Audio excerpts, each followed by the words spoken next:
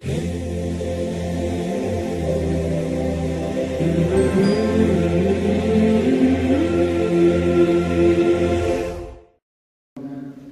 عليكم ورحمة الله وبركاته.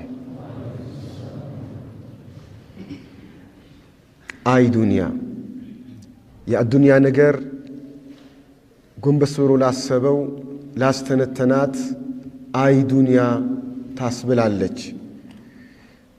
ስለ አዱንያ መናገር ዱንያን ለሚያውቅ ብዙ መስፈላጊ ነበረም፣ ራሷም አስተማሪ ነበረች። ነገር ግን ዱንያን ጎንበስ ብሎ የሚያስባት የሚያስተነትናት ከስንት አንድ ነው። ለዚህ ነው አላህ ምን ይላል? ፈላ ተጉራነኩም الحياة الدنيا የአዱንያ ህይወት አያታልላችሁ አይሸነገላችሁ ይላል አላህ። ስለዚህ በአዱንያ የሚታለሉ ብዙ አሉ። በአዱንያ እየኖሩ በአዱንያ የሚታለሉ ብዙ አሉ። ለምን ተታለሉ ከተባለ ስለማያውቋት።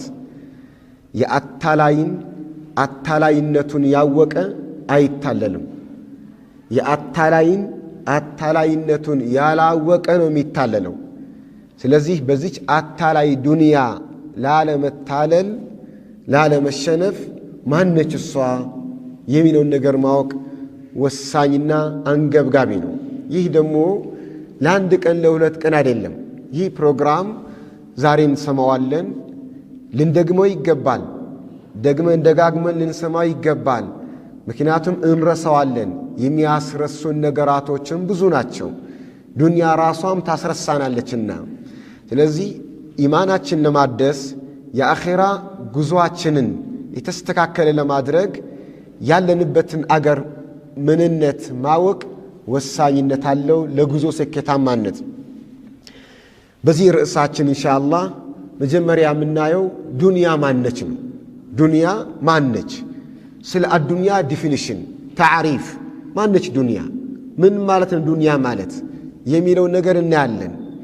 ቀጥለን ዱንያ ሰዎችን አጥፍታለች፣ እነማንን አጠፋች፣ በምን ምክንያት ነው የጠፉት የሚለውን ለማየት እንሞክራለን ቢኢዝኒላህ ተዓላ። በቅድሚያ ዱንያ ማነች የሚለውን ስናይ አላህ ሱብሓነሁ ወተዓላ ነው ዱንያን የኸለቃት።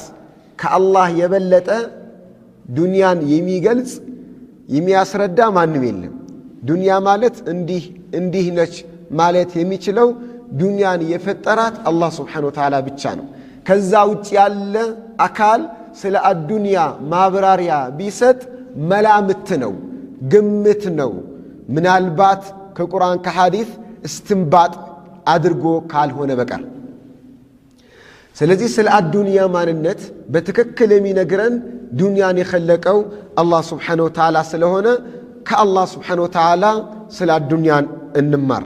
የቁሉ አላህ ሱብሓነሁ ወተዓላ አላህ ሱብሓነሁ ወተዓላ ሱረቱል ካህፍ ላይ እንዲህ ይላል፣ ወድሪብ ለሁም መሰለል ሐያቲ ዱንያ የአዱንያን ህይወት አኗኗር በምሳሌ ንገራችሁ ይላል አላህ ሱብሓነሁ ወተዓላ። በምሳሌ ያቀርበዋል።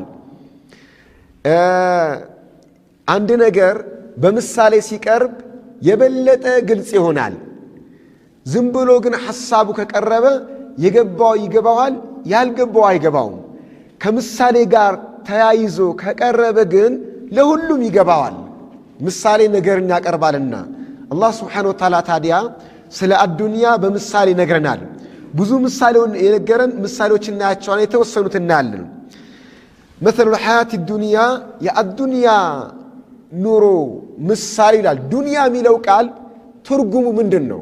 ማዕነ ዱንያ ማለት ቅርቢቱ ማለት ነው። አንድም ቅርብ የሆነችዋ አጠገብ ያለች ምታልቅ ማለት ነው። ቅርብ የሆነች ነች። ከዛ የመጣ ነው። ወይም ደግሞ ምን ደኒአ ዱንያ ማለት ወራዳ የሆነችው እዚህ ግቢ ማትባል የሚጨበጥ ነገር የሌላት የሆነች ለማለት ነው ስሙ የተነሳው። ወይም ምን ድኑ ቅርብ የሆነች ቶሎ የምታልቅ ነች። ወይም ደግሞ በጣም ውድቅ ወራዳ የሆነች እንደው አቅል ያላቸው አርቆ አስተዋዮች እንጨብጣት ብለው የሚያስቧት አይደለችም።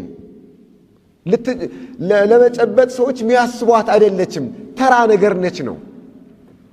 እና አላህችን ዱንያ ሚላል በምሳሌ ከማኢን አንዘልናሁ ሚነ ሰማ ከሰማይ እንደወረደ ውሃ ነው። ከሰማይ ውሃ ወረደ።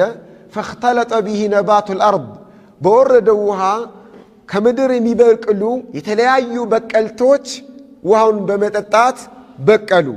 ከበቀሉ በኋላ ፈአስበሐ ሀሺማ አደጉ፣ ትልቅ ሆኑ፣ ጠነከሩ። ከዛ በኋላ ጠንክሮ ሲያበቁ ብትናሉ። መጀመሪያ እርጥብ ነበር፣ እርጥቡ አደገ፣ ደረቀ፣ ፍሬ ያዘ ወይም አበባ ያዘ ወይም ቅጠል ያዘ። ከዛ በኋላ ደረቀና ተዝሩሁ ሪያህ ንፋስ ወዲና ወዲ ይበትነዋል። ትናንት ምን ነበር? ለዛሬው ደረጃ ይደርሳል ተብሎ የሚታሰብ አልነበረም። አበቃቀሉ፣ አያያዙ፣ አረንጓዴነቱ፣ ጥንካሬው ግን ወጥቶ አድጎ ደርቆ ንፋስ ሲመጣ በንፋስ ኃይል ብቻ የሚጠፋ ነገር ነው። ወካነ አላሁ ዓላ ኩሊ ሸይኢን ሙቅተዲራ አላህ ስብሓነሁ ወተዓላ በማንኛውም ነገር ላይ ቻይ የሆነ ጌታ ነው። አላህ ስብሓነሁ ወተዓላ ዱንያ ማለት ምሳሌ ይህ ነው። አሁን ታምራለች፣ ደስ ትላለች፣ ቆይታ ደግሞ ትጠፋለች፣ ትበተናለች ነው። ይህ ነው ዱንያ ይለናል። በሌላ አያት ደግሞ አላህ እንዲህ ይላል፣ ኢነማ መሰሉ ለሐያት ዱንያ የአዱንያ ምሳሌዋ ከማኢን አንዘልናሁ ሚነ ሰማኢ ፈኽተለጠ ቢሂ ነባቱል አርድ ሚማ የአኩሉ ናሱ ወለነዓሙ። ዝናብ ይዘንባል። በዘነበው ዝናብ የተለያዩ በቀልቶች ይበቅላሉ። ለሰው ልጆችም መጠቀሚያ የሚሆኑ ለእንስሳትም መጠቀሚያ የሚሆኑ ይበቅላሉ። ከበቀሉ በኋላ ሐታ ኢዛ አኸዘት ልአርዱ ዙኽሩፈሃ ምድር ትጋጌጣለች በውበቷ፣ አበባው፣ አረንጓዴው፣ የሚያምረው ፍራፍሬው፣ ጥራጥሬው፣ አትክልቱ ሁሉ በቅሎ ምድር ስትታይ በጣም ታስጎመጅላለች፣ ታምራለች፣ ትማርካለች። እዚህ ደረጃ ላይ ስትደርስ ወظن أهلها أنهم قادرون عليها ምድር ላይ የሚኖሩ ሰዎች ወይም የእርሻው ባለቤት ምን ብሎ ያስባል? ዘንድሮማ በቃ በላን፣ ዘንድሮ ምርቱ ልዩ ነው፣ ዘንድሮ ጥጋብ ነው፣ ዘንድሮ ብሎ እንደው ላጩን ካሁኑ ጠብ ያደርጋል። ምርቱን የወጣው ምርት በማየት ማለት ነው። እንዲህ ያሰቡ እየቋመጡ ሳሉ አታሃ አምሩና ለይለን አው ነሃራ የአላህ ስብሓነሁ ወተዓላ ትእዛዝ በድንገት ብቅ ይላል፣ ቀን ወይም ማታ። አላህ ትጠፊያለሽ ብሏታል፣ አላህ ያጠፋታል።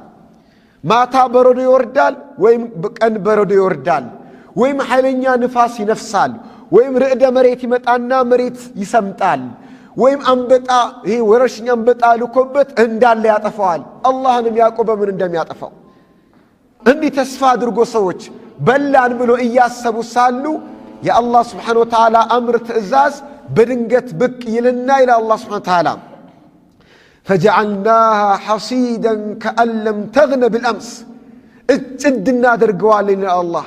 ትናንት እዚህ ቦታ ላይ ምንም ነገር አልነበረም በሚያስብል መልኩ ታጭዶ እልም ብሎ ይጠፋል ይላል አላህ ስብሓነሁ ወተዓላ። ከዛሊከ ኑፈስሉ ልአያት ሊቀውሚን የተፈከሩን ለሚያስተነትኑ ሰዎች፣ ለሚያስተውሉ ሰዎች እንደዚህ ነው አንቀጾቻችንን ተአምሮቻችንን አብራርተን የምናቀርበው ይላል አላህ። ለማን? የተፈከሩን ለሚያስተነትኑ